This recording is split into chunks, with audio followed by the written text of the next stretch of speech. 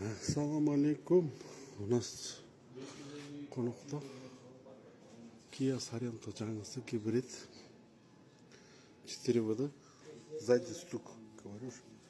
Сзади потихонечку неприятный стук при поворотах чук-чук делает, да?